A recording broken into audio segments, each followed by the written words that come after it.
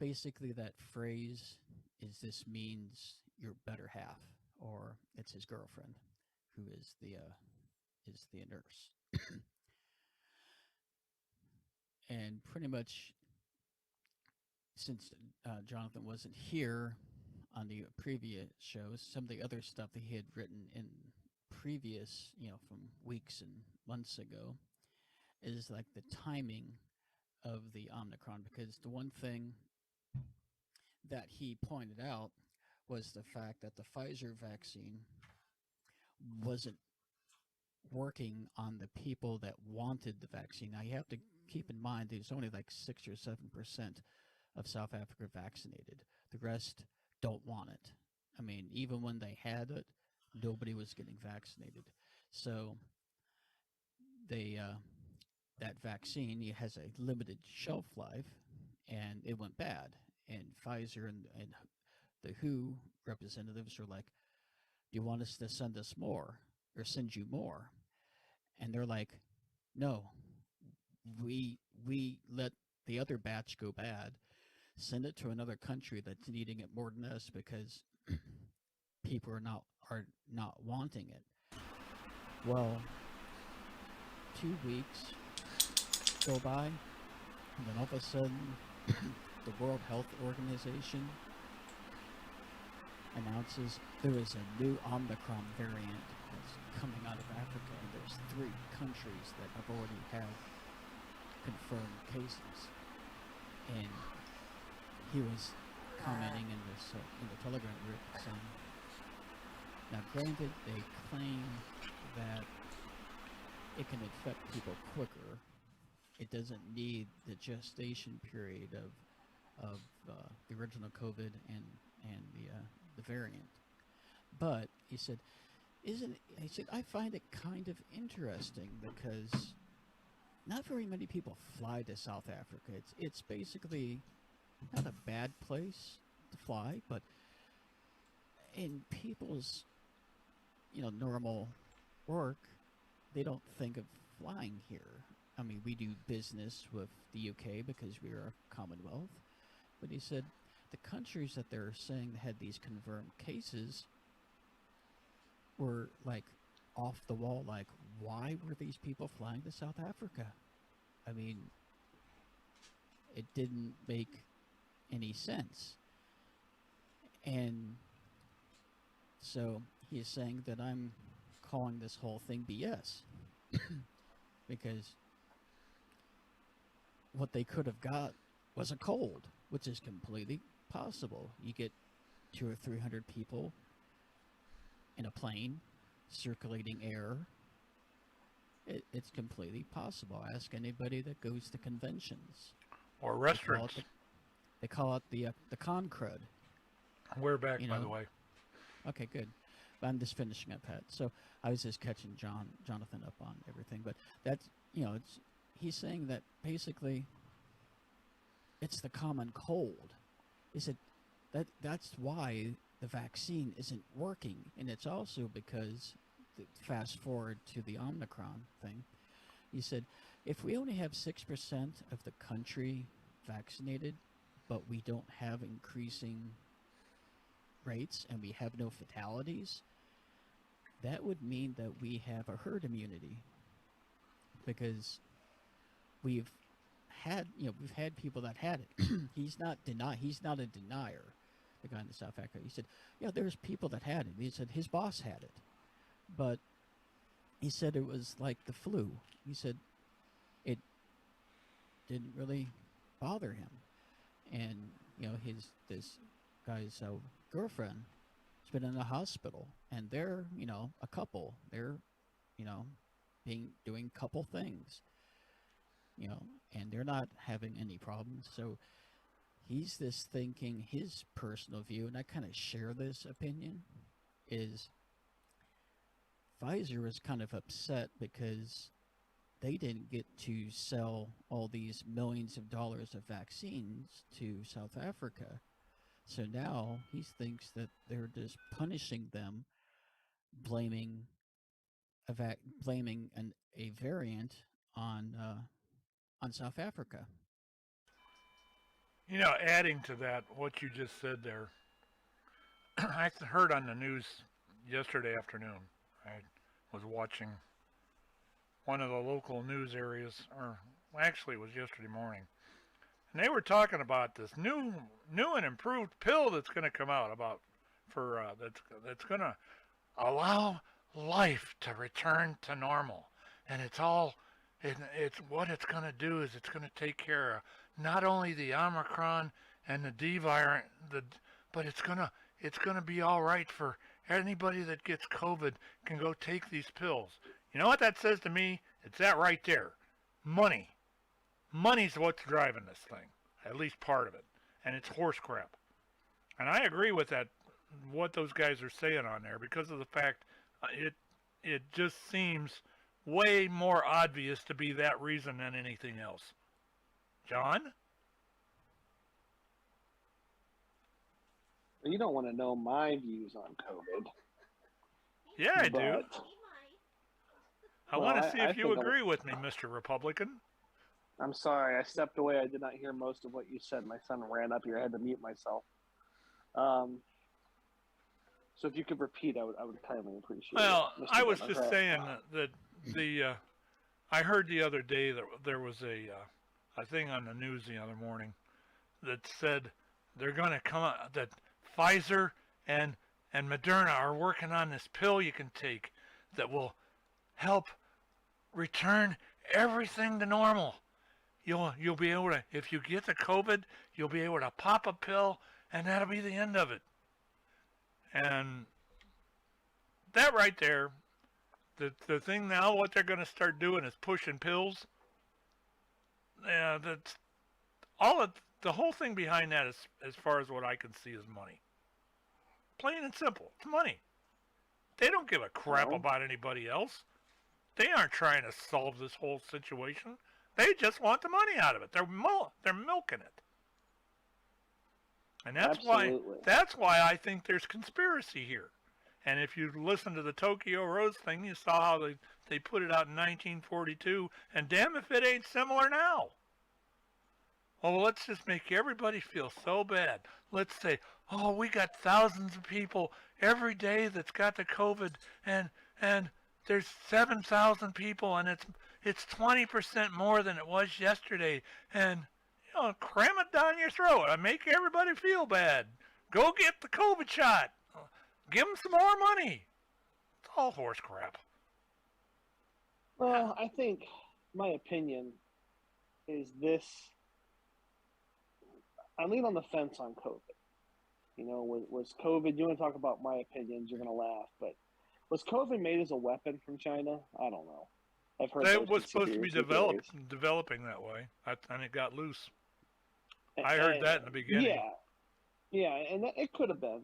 But I think China was messing with this, and it got loose.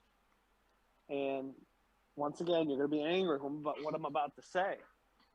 But, there's a lot of Democrats that have been caught saying you don't let a good crisis go to waste. All right, we got a bit that's going to comply with that. I personally believe that this crisis was made up to get Trump. Period. I got a clip for that. You want it? And that has been my belief from the beginning. I think this Omicron variant is another scare tactic. I think the Democrats, and I think even some of the Republicans, they might be all tied up in this World Health Organization and this global type thinking. I don't care what the United Nations, World Health Organization, any of those people think. Did somebody else join us? I can't see the screen. Is somebody else here? I don't know. I didn't say anything. It almost sounded like Keith's laugh. No. That was me laughing. Oh, okay. I think a lot of this crisis was bought and paid for by the Democrats to get rid of Trump. All right. And that's my opinion. I want to play this bit for you, John. You're going to really like this. It ain't got anything to do with Trump. But real quick to go piggyback off of what John was saying, there's a theory out there, and I think even Fauci has come out and said that they gave China money to create the coronavirus. Let's take and play this clip. I want you guys to hear this. That John struck a nerve with me. So we'll be right back on the other side of this. You're listening to the Crooked River Radio Network and Radioactive. So I give them. I personally want to thank the Daily Show for posting that on there as they did. That was quite a bit. My audio is way up because there, that should be better in a minute. You got one thing right. What's that, John?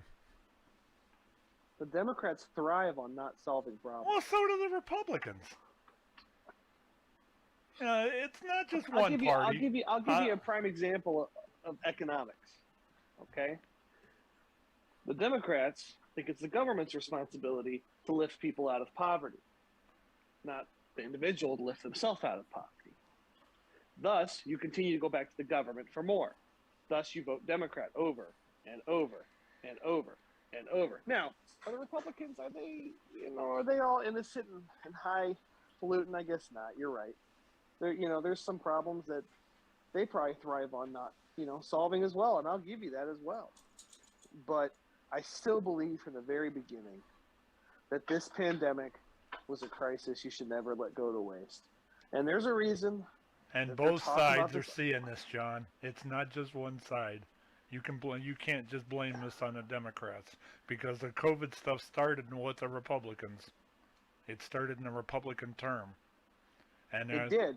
And there was a good crisis Trump, there, and we were trying to pull the country together, and until he lost the election and tried to overturn the government, everybody was, Trump this, Trump that, Trump everything else. He's the greatest thing since sliced bread. And the Democrats had to pull away from that. And how do you do it? You have another good crisis. Just have it going over and over. You got such a corrupt government on both sides of this. It's pathetic. Mm-hmm. You and I vote for this every year. What are you going to do to fix it? I am sure we vote differently. What are we going to do to fix this? It's corrupt both ways. It's the old rock and a hard place thing. You're stuck between a rock and a hard place. Term limit. I agree with that. And have more non-politicians, non-lifetime politicians run. More business people like Trump. Trump would have worked better if he could have just kept his mouth shut. Stayed off Twitter and just been more presidential. Okay. Yeah. The political correctnness thing is a joke anyway. Okay, but I don't mind him speaking his opinion when he's at the podium. But when he's on, just keep his phone away from him or whatever. Keep him off Twitter, off Facebook, off of everything, and the drama wouldn't have been there. But since he decided to not keep his, mouth shut on social media, that's where he ran into a lot of the problems. I kind of think you're on the right track with that, but I don't know. I kind of think if the Twitter thing was what got me. That every day and every day and every day with that stuff. Yeah. He was trying to reach out to his 41% of his people, and he was such a narcissist that it got away from him, and that's why it ended up being like it was, and that's why I think was part of the decision to try to overthrow the country this January 6th. And you can't rig elections, you can't rig anything like that. You got to let the population do what it's supposed to do, and that was vote at that time, and vote in November. Anyway, there's one other clip I wanted to play on the subject that Dale actually found, and that's going to show you how much propaganda is probably in the air here. So let me run this clip. Are you okay with that, Dale? Oh yeah, yeah. The only thing I just wanted to add to You'll that is, I saw this clip um when before he asked me to download it, and I thought it was pretty good. It's only a couple minutes long. So let's but, watch this. You'll get a real insight here. This is Radioactive, and you're listening to Crooked River Radio Network. South Africa, where Omicron was first discovered last month, cases have jumped from about 200 per day to about 20,000. CBS's Deborah Pata reports tonight from Johannesburg. Firmly in the grip of a COVID storm driven by Omicron, South Africa's fourth wave looks nothing like previous ones. 6 months ago, this COVID ward was overflowing with patients. Now it's completely different. It's half empty despite soaring infections across the country. This was the same hospital during the Delta-fueled third wave, overwhelmed, desperately short of oxygen, and running out of ICU beds.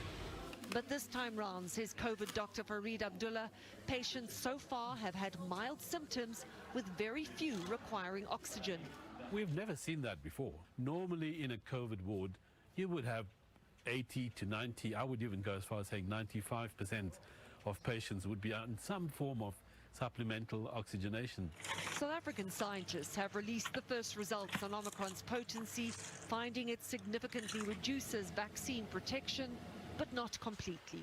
Virologist Alex Segal believes antibodies from either vaccines or previous infections will stop the disease from becoming more severe. I'm hopeful that because of all this previous immunity, that while a lot of people will be infected, most of the disease is going to be quite mild. Although vaccine rates remain low in South Africa, just over 25%, so many people have been previously infected with COVID, it's providing high levels of natural immunity.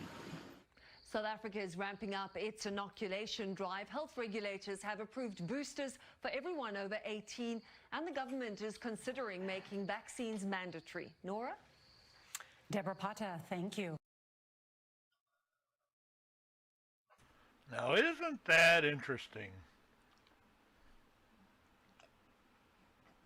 Ain't that a kettle of fish? Mr. Brown, what do you think?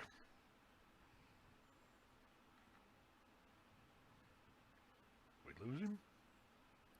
he could have baby duties. Yeah. But yeah, I don't know. I don't want it's just so complicated anymore because the worst part about this is you don't know who to believe. Well, what was it? Who was I talking? I can't remember. I was talking to one of my friends or somebody, but we were talking. Could have been. It's not important who I was talking to, but they said, "Isn't it kind of funny how like this time of the year and like going through this in this part of the world we call the flu season, that usually the CDC and the local health departments, some counties, Stark County, Colga County, etc., would release statistics on the common cold and the influenza for this year, because you usually synthesize the vaccine for it based on like the common strains that they see in the country, because it's different across the country, and it's not necessarily state by state, but it's sort of like geographically. And you ever notice that you don't hear that? You don't see the statistics of people having the flu. It's like magically, and I'm doing like finger quotes, magically, nobody has allergies anymore. Nobody catches colds anymore. Nobody catches a cold. It's all COVID. Nobody has the flu. There it is, right there. I'm telling you.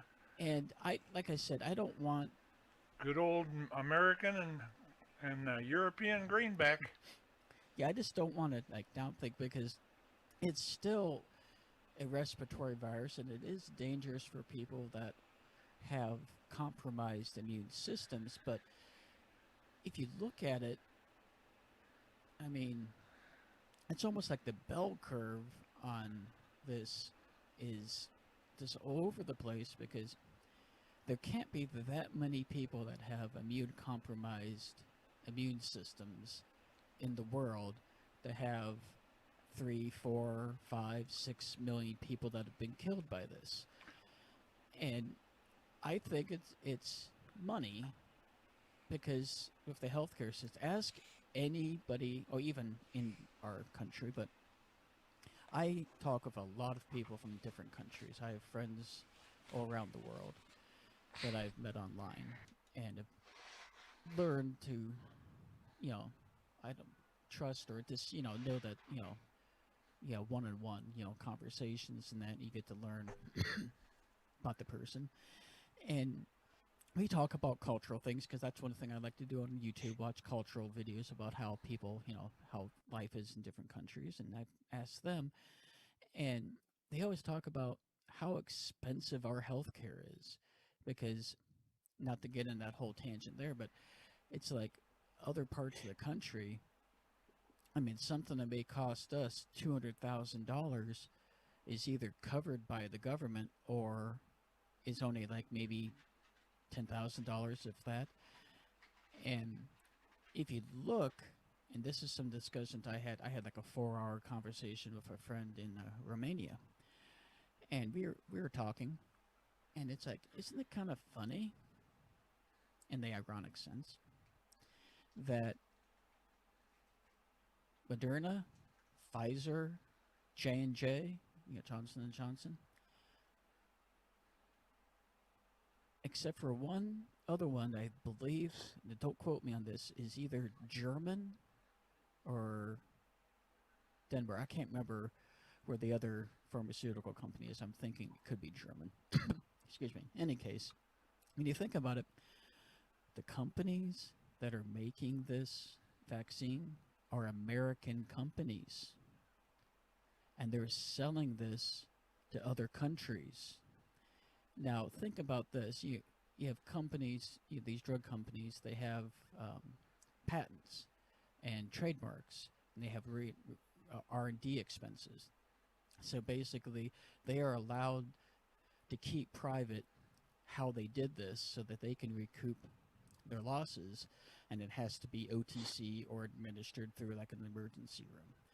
And we were talking, and I said, isn't it kind of funny that Pfizer applied for a 74-year exclusive patent on the research they've done that's pretty interesting. On the coronavirus. 74 years.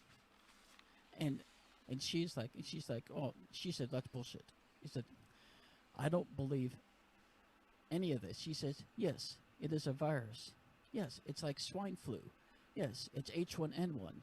He said, it's just ludicrous that you shut down the entire world economy, and then all of a sudden these companies come up and said, oh, if there's Superman capes saying, oh, we're here to save you, take this. Oh, snap, we've got another one. Well, here, take this booster. Oh, take this one. And, of our healthcare system, I know that the hospitals, they've been getting, I don't want to say kickbacks because that's, a bad term, but they're getting compensation for some of these hospitals that were legitimately overrun, because in certain parts of the country there are a lot of people that are not in good health. Yeah. So they were overrun in that. But if you're an administrator and you've got all these patients in here, and on these death certificates, you have the primary cause of death and the secondary cause of death. And I know this from personal experience with my parents. What's this, this isn't using my parents as an example, just to be clear, but I just know how they do this with, with insurance covering things and that. But like, for example, if a person has a certain coverage on their insurance that's going to pay for their care, but it has to be listed as the primary cause of death, hospital administrators, because they look, well, we're going to get our money faster, because if you claim bankruptcy, we're never going to see any of that money, because what the IRS did was they made it so that you cannot be bankrupted due to hospital debt anymore. And it's also doesn't count against your credit, because it's, you know, the rules have changed. And so basically, this, to sum this up, we're like, so they will put that on the death certificate saying, okay, yeah, this XYZ illness killed the person. Well, you know, every time they put COVID on a exactly on a thing like that, they get $600 for that or something like yeah. that. And they said, well, you scratch my back, I scratch your back. Well, okay, well, I had a cancer clause on my husband's insurance. Oh, well, okay, Mrs. Smith, we'll just put that on the primary cause of death, and then we're going to put his emphysema or his bronchitis that, you know, filled his lungs and he suffocated to death as the secondary cause. Yeah. But the you know, I do want to add one more thing, and then we're going to close this topic up. The numbers. Every morning I wake up, and every morning I hear the first thing on the news is we had 7,280 reported COVID. People reported with COVID in the last 24 hours. In a week's time, you'd run through half of the population of the state. You gotta wonder, where are they getting these numbers from? Where are they? Yeah, I just find it very hard to believe that they're real. Jon Brown, do you have anything to say about that? Oh, I gotta agree with you. You know, my wife, she's in the healthcare field, and unfortunately, she has lost some residents that had COVID. Actually, she lost 2 within the last month. And one of them probably did die due to coronavirus. That was probably legit. The other one was on pretty much death's doorbed. I mean, they were already, you know, on hospice, were already looking at, you know, weeks of life left. And then they did get coronavirus, you know, maybe from people visiting them or whatever, who knows. But you know what's on that death certificate, right? Yeah, COVID. Yep. Darn right. That's exactly $600. right. $600. And you want to hear another disturbing thing that she told me? She said that her facility gets reimbursed more money when people have COVID. Why is that? Because it takes more to operate. They got to go through more. Justine, Okay. Are you still here? Justine deals with this stuff every day. I'm curious as to what her thoughts are on it. It's an incentive. It's an incentive for these facilities to rapidly test. That's all it is. I could go from knowing multiple people who have lost relatives during COVID and had to fight to make sure their relative wasn't marked as a COVID patient, because if they didn't fight, they would have been marked as a COVID patient, even if they didn't have COVID at all. I've said this from the very beginning of COVID. There is more to this than anybody has any idea. With that, we'll go ahead and close this subject up for tonight. We may revisit. Justine wants to say anything. She popped in there. Yeah, I know you asked Justine, and I'm Justine, are you there? Yeah, I'm here. What do you think as far as the numbers? Do you think they're accurate? No. What do you think's causing it? And what do you think they really are? I think it's money. The more numbers you got, the more Did people you that hear? are Did you hear what I said about the daily reported numbers? Yeah. I Could they think be they're using inflated. some from the day before, or 2 days before, or a week before? Or 'Cause months you know, if before? you had for 30 days, if you had 7 or 8,000 supposedly in the state of Ohio, it ain't gonna take long before you run through everybody in the state. Right. Well, You know, could and, it be? Could it be a person got retested, or could it be like multiple people? I mean, the same person. Same person. Multiple times. Because, Yeah. like, what's it Yep. say? What's it say if a person goes to city, and then they said, "Oh, no, you're fine. You just have, you just have a common cold or something," and then that person, like a week later, goes to general. And the general says, "Oh yeah, you've got COVID. You have to do this and that and this and that." Or if they go to Bercy down in Canton, could it be? Well, that's a different county, but I mean, you know what I'm saying. Yeah. I'm thinking, are they? It's sort of like on how they do like advertising that like unique visitors where they do it by IP address. Is it more of like, is this the same person? Or because I agree with Pat, because there's what 8 million people, Maybe. 8 million people in Ohio. It's not going to take very long. Where if you have, 52 weeks of 1,000 people 1,000 people a day a day. That's what I mean. or more. Well, are they just Yeah. using 52 weeks as a? They've been saying 7,000 and 8,000 a day. That's what Yeah. I mean. This is 'cause why you I figure- find it so damn hard to believe. Well, that's why I did. That's why I used 52 week or sorry, 52. That's why I used that for emphasis for more 50 dramatic effect. Because 52 weeks in a year, if you have 7,000 people new on Monday, 2,000 on Tuesday, by the end of the week you may have 100,000 people. Well, if you have 52 weeks in a year, It's hard to believe. 18 Yeah. months. All right, let's wrap this up. I think that, like John said, it's to get people to test more and bringing in the money. That's what it's all about. that's what Of it's all course. about. Then they say the Omicron is mutating faster, so you can actually you don't have to wait the 14 days. And it's like, I've heard other videos and other people saying, like the gentleman in South Africa, he was saying it's the common cold. The reason why the vaccine wasn't working was because people actually had the flu and had the cold. You cannot give a person a COVID vaccine when they have the flu. That's like pretty much, taking Defeats the somebody's purpose. Yeah. It's like taking somebody's appendix out when they're having a gallbladder attack. All right, I told Flora that at 8:30 we'd go into Flora's Corners, and we're about 5 minutes over. Let's sneak into a little bit of that.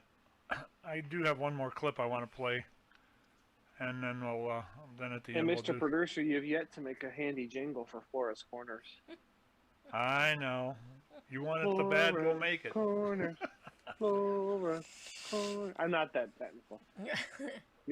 Believe it or not, I'm really not good with computers and software. I was gonna say, John, someday you and I is gonna have to talk about, man. I don't know if I'm gonna talk to my boss there, at the place we work now. But this last week, when I started getting trained, and there were some things that I thought, I don't know how to do the improvements, but buddy, they need some macros in there. I don't know, in that department. But that's just my thought. Anyhow, see, I've only been there a week, and I'm already You're already trying complaining. to change it's things. fine. Hasn't even got a paycheck yet. Yeah, I haven't even got a paycheck yet. Which I'm hoping everybody was right that we're going to get something on the 16th. But I'm gonna have to email her boss. yeah, no, that's okay. That's okay. That's all right. She's already warned him about you anyway. Oh, cool. No. I was gonna say that's right. Yeah. Oh well. Anyways. Ain't denying it. What was the show? What was the show that did Deep Thoughts with so and so? That was SNL back in the late '90s, maybe the early 2000s. It was. Oh, okay. It was Deep Thoughts with Jack Handy. That's how it should be with Flora. Deep Thoughts with Flora Morrow. Yeah. What yeah. now? I didn't. Deep. So Pat, when you gonna make a jingle for real, man? Tot. Come on. Deep. Ridiculous. Tot. This is ridiculous. All right, Flora. Floor is yours. Oh boy. I know I probably used some of these before, and some of them are too touchy for tonight because we've already kind of talked about some of this stuff anyway. But We've already argued about politics. yeah, that's why I was looking, and I'm like, okay, well, nope, not that one. Let's lighten up the mood a little bit. Yeah. Yeah. A whole lot. Okay. I got one for you. There is a building in Los Angeles that has a light on top of it. It's called the Lighthouse, Pat. It, Eric, that's one.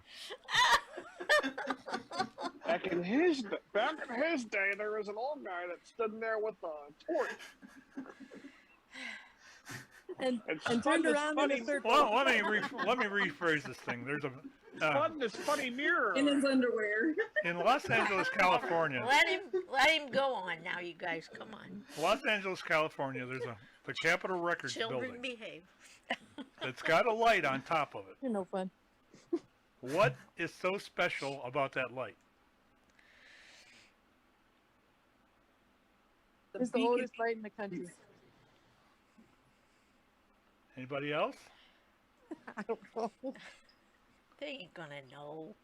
Well, I can't answer because Pat told me this at dinner. Oh, okay.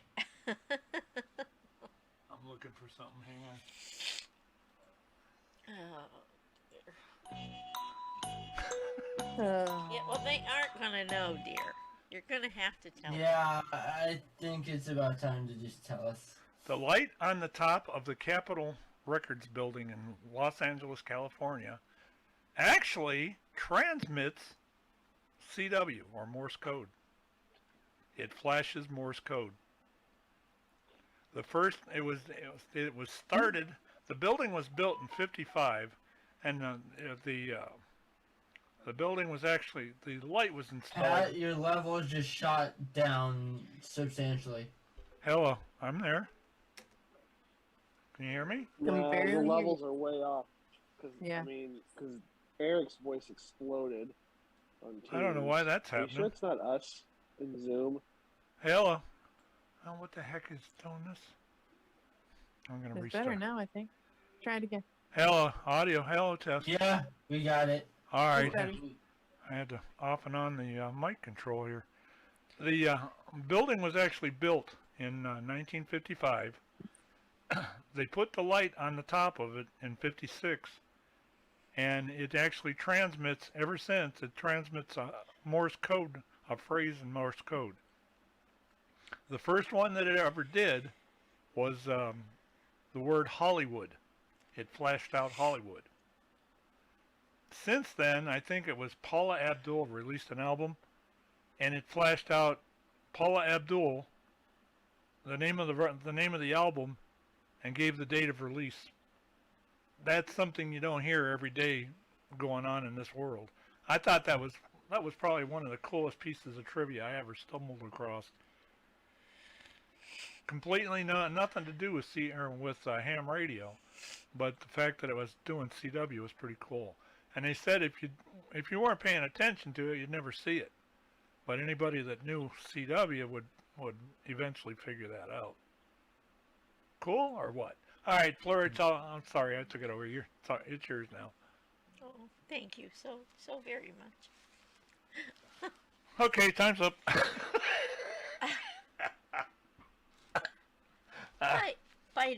Biteth me. Aw, hi, puppy. I was just gonna say we got a visitor. Yep, Thank you. sure looked like it, huh? All right. Let's see. This might be a little hard for Erik to answer, I'm not sure, but in 40 years, what will people be nostalgic for? It sure won't be COVID or Donald Trump. Patrick, we are switching it up here. I was thinking more along the lines of being nostalgic for I bet you in 40 years, it's going to be harder to find some place to just go take a walk. And I'll bet you, I mean, because even in the time frame that I've been around, seeing all the farmland gone and whatever around here in Ohio anyhow. I think I got an answer for that.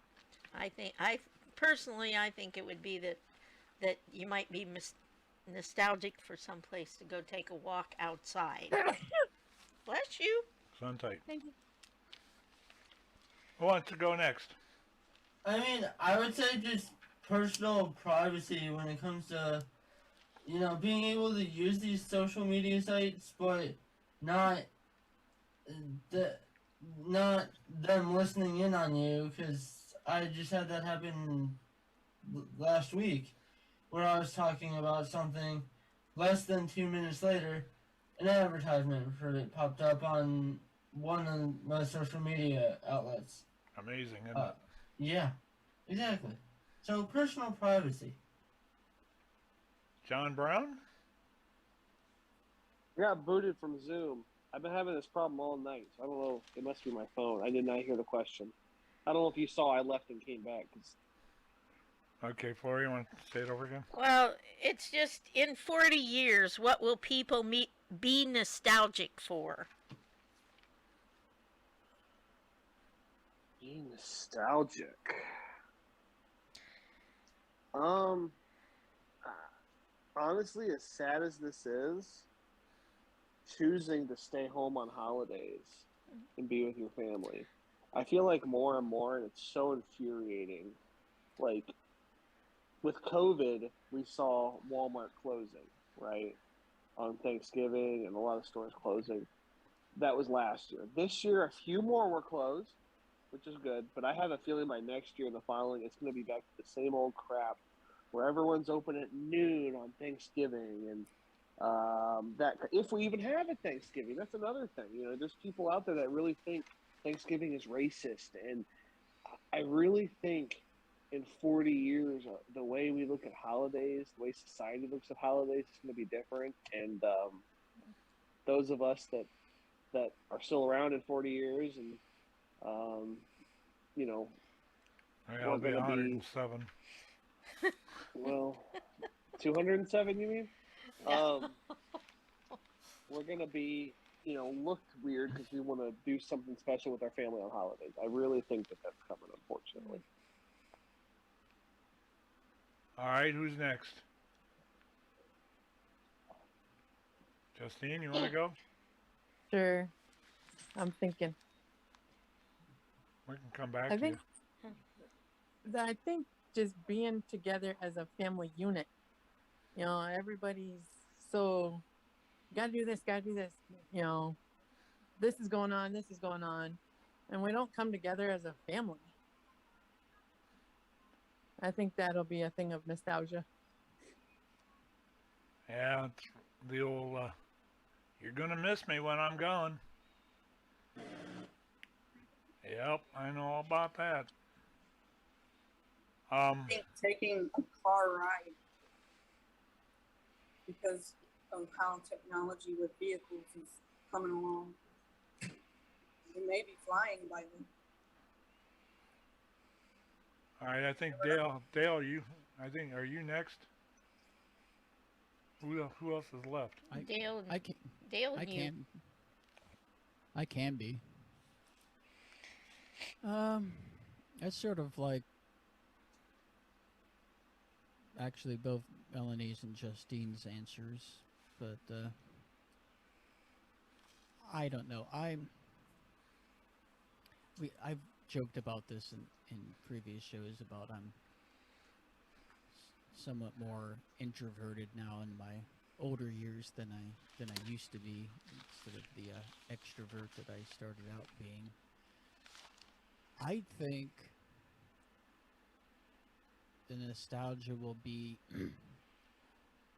for, and I think people are already nostalgic for this, which is why I'm saying this, is just society.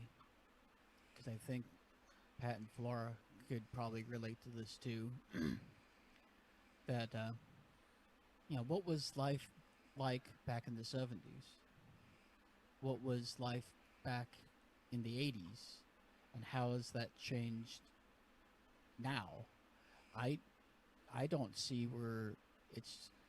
I don't want to be pessimistic, because I'm really not pessimistic. I'm actually an optimistic person, but I really don't think society... I'm not going to say we're doomed, but I think society is evolving where we're going to be longing for the days of going to a restaurant like we did the other day, where we all sat at the long table and chatted and everything. I don't think that's going to be a reality then. Because I'm thinking that this whole pandemic thing has really implanted things into people. Because you look at, like, Lexi, and you look at her generation, how she sees the world, and Emma, how they see the world. And for them, 40 years, they're going to be our age. Yep. So I'm thinking it's the whole thing. Like, I've been, because everybody always asks me about the messaging online, this whole Skype thing, this whole Zoom thing, typing stuff into Discord, Signal, Telegram, WhatsApp, whatever. I've been doing this since 1995. I did it when I was in university, and I did it at home. I was on MSN, all of them, MSN, ICQ, etc., etc., etc., etc. And I think that's sort of what started driving me towards being introverted, because it's basically me and my keyboard and watching text on the screen. So that's what I think what people are going to be longing for in 40 years is the human connection. Yeah, I think in 40 years, relationships, whether it's friendships or like romantic, I think in 40 years, 40 to 50 years, they'll be a thing of the past, because everything is so caught up in the electronic side of things. Yeah. Whether it's, people will be texting another person from sitting right next to each other. Like that movie Wall-E. They do that now. I know. The movie Wall-E. That's what I'm saying. What's that, That's Melanie? what I'm saying. Yeah. Said the movie Wall-E. Oh, okay. But, yeah, I know people do that now, but it's just going to get worse and worse with the generations, younger and younger. It's just going to get worse and worse, and you're not going to have people being social. People would rather sit behind the computer screen, even if they have good intentions, not to screw other people over, but to just to be friends. They'd rather be friends behind a computer screen and never meet a person versus being friends and actually building that friendship in person or face to face. Yeah. Melanie, do you have anything else? Did you have one? I was the one that said we would be flying. Oh, okay.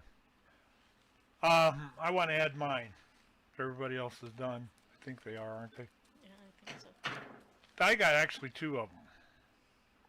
I think somebody is going to be nostalgic for personal freedoms. That's the political one that I thought of. That's a good one. And because personal freedoms seem to be going out the window in this day and age, and it's going to do nothing but get worse from this point. The other thing, I'm actually quite nostalgic for this now, and that's real pretty music. God knows where the music is going to be in 40 years. I know where it was 40 years ago because I was there listening to it, and I still listen to it to this day. But I think the real nostalgia is going to be for music, even if it's from the 60s or 50s or whatever. Because that's when music actually was music. It's not this stuff that's produced today. And that just gets my craw. But, I think it's going to be in 40 years, I would be probably nostalgic for both. Want to do one more? And then we'll head into this. I got another clip to play. Okay, this is a good one. This is it might be good and gross, but it's going to lighten things up a bit, I'm thinking. What is the strangest place you've either urinated or defecated? And I actually have an answer for the urinated. 7th grade, walking back a half-mile lane, and I had to go really, really bad before I got back to our house. And so I looked around to make sure that the old bull that usually roamed in that pasture wasn't around, and I went. Needless to say, I didn't do so. Everything didn't fare so well, but that was probably the strangest place for me. I don't know I don't know. I don't know if I want to hear these guys or not. Well, want something to lighten it up? Here we go. All right, who's next?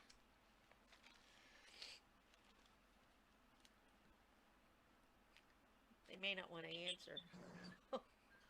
I mean, I don't.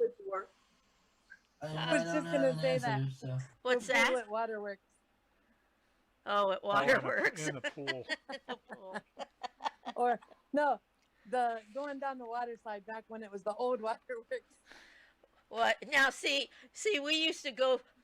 Now that you say that, thinking about that, I'm thinking back to when I was a kid and we'd go swimming in my Aunt Ruthie's pond, and we go, and somebody go, oh man, did somebody just pee over here or what? Because the water was always like really warm right there. I'm afraid to see what these other guys have. Erik, I think you're going to be the worst of it, so let's take you next. Honestly, I don't think I have one. Okay. Oh, wait. While walking through a drainage pipe.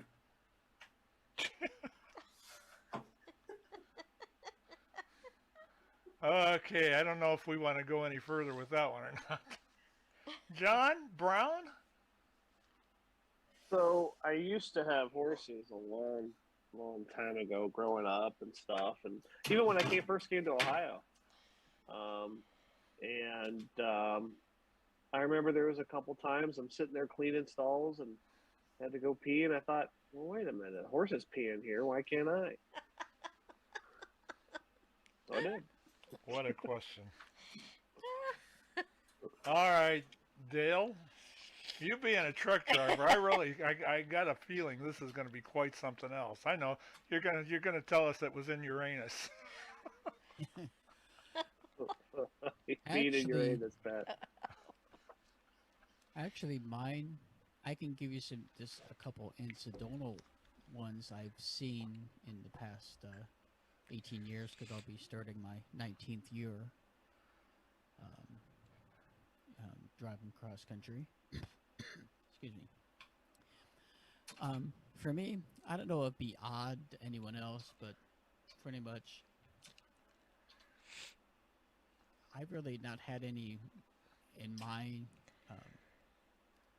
experience. I mean, I think I've had maybe a bout of I guess you could say Montezuma's revenge, and had to dispose of some underwear that had to have been like 15 or so years ago, when I was still learning where to eat, where not to eat, which stuff has gotten much better over the years now. I think I've only been sick maybe 2 times in the past, maybe 8 years, if that. I think the last time was like a couple years ago. But no, I have some emergency emergency bags where they have like a powder in them that turns the urine into like a gel in case I have no place else to go, which not a big deal. It's basically commonplace for me. I only use them when I have to. Yeah. But as you can get them online. They're basically like camping stores. Depends. Yeah, it's really kind of an interesting technology when you think about it. It turns this stuff into this like. All right, who's left here? But I'll give you one incidental thing. Okay. I was parked at one thing. You know, I ramble. That's just my nature.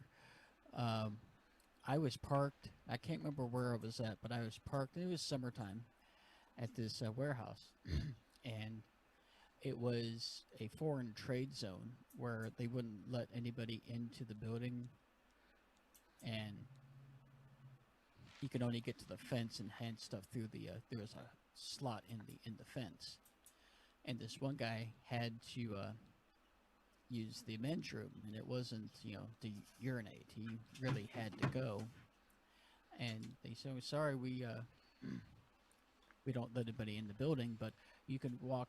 There's like a 5-minute walk over to this restaurant or whatever it was, and they'll let you in there."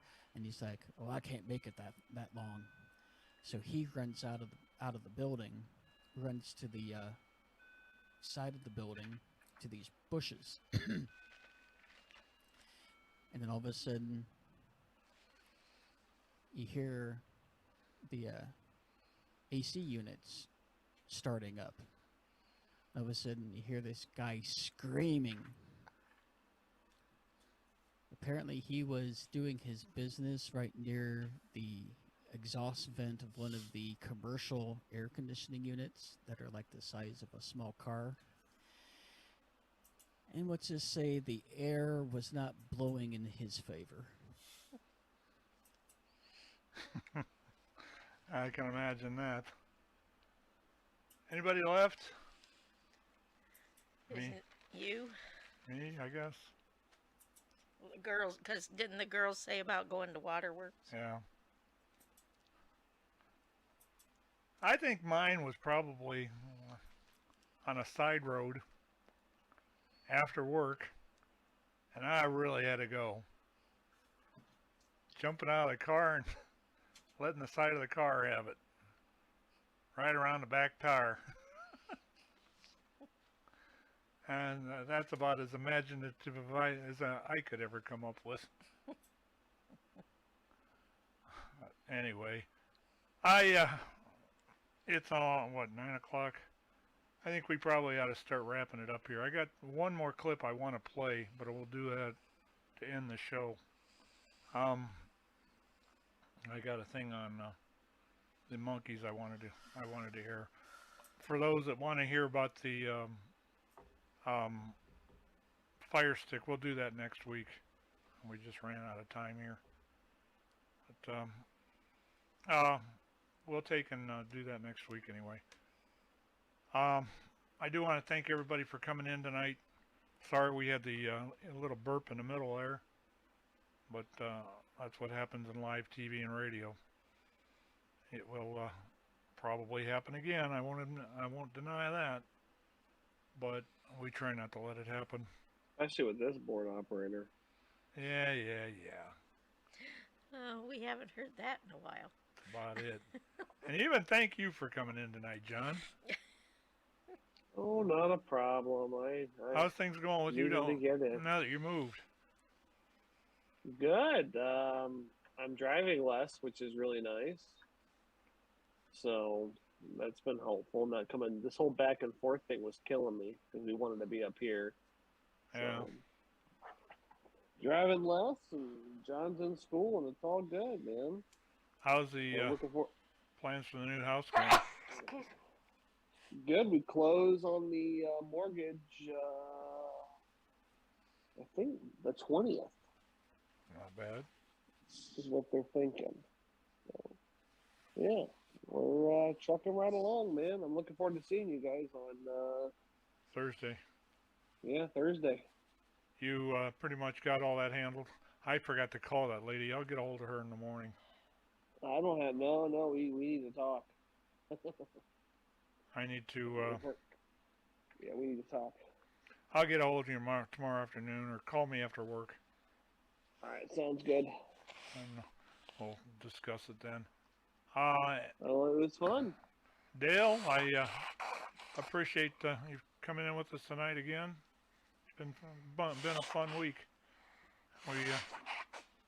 You be safe driving and everything. Oh yeah, it's been good. I have to recharge my introverted side, but drove down to the truck and checked everything out, and everything started up. So that's hope good. for the best. All right, we will see you in a month. All right. Well, I hope it's not. I hope it's shorter than that. And when you get a chance, we understand when you can't make it, but when you get a chance, come on in. And you girls, you all have a nice week. I'll probably talk to you sometime during the week, I suppose. Excuse me. Okie dokie. We will have to get plans made for the 24th. And Eric, as usual, we'll probably catch you tomorrow night. I take it we're still on for that. We got some stuff to discuss. Oh, you must have left. I don't see him. All right, we're going to close it up here. Y'all have a good week, and stay safe. Like I said, if you want to listen to some Christmas music, but not completely yet, just stay tuned to the station here. We got about 400 tunes in the queue, and we'll be ruling that off and on during the weeks. And then probably after next Friday, we'll probably go all Christmas music for a week. That'll be fun. Anyway, y'all have a good week. We'll see you later on. And 73 to everybody.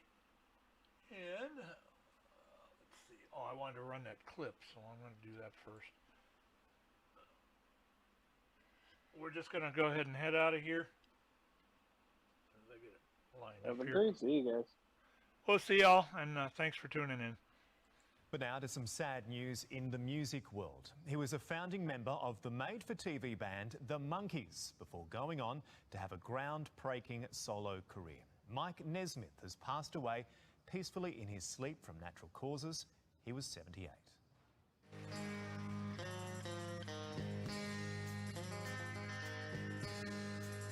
To fans, he was Mike Nesmith. To his Monkees bandmates, he was Nez. And to music historians, he was regarded as a pop music visionary. Take the last train to Clarksville. I'll meet you at the station. Back when he was fond of a green beanie, Nesmith was the guitarist and sometimes songwriter for the Monkees, the first reality TV stars. Take the last train to Clarksville. The band, made up of Nesmith, Mickey Dolenz, Peter Tork and Davy Jones, was famously put together for a TV show in 1966, a kind of prefab four, and was immediately a huge success with hits and tours around the world.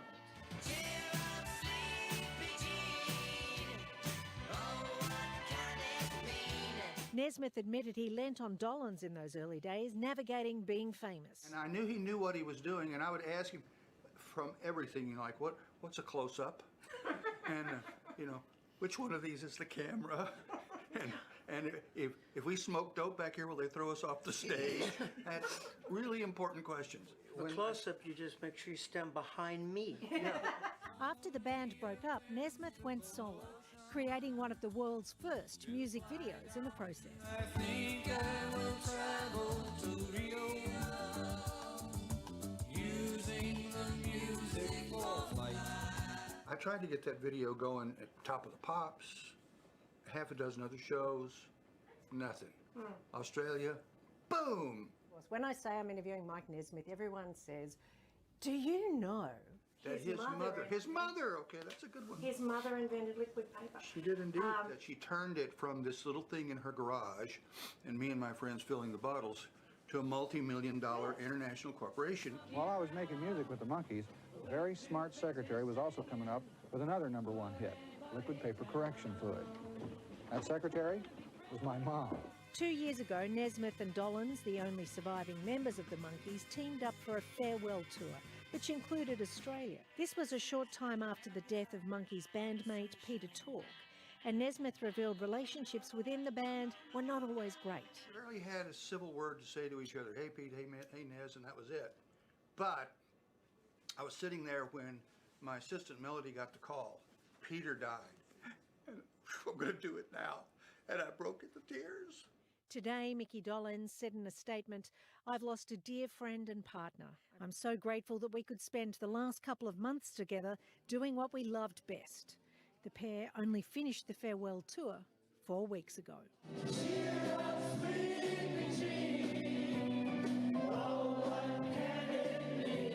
Mike Nesmith was 78. Angela Bishop for 10 News First.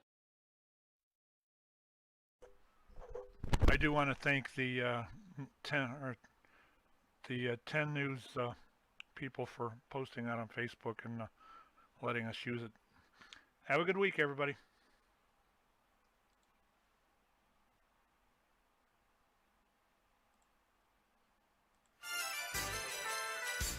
We hope you enjoyed this presentation of Radio Active by the Crooked River Radio Network. See you again soon.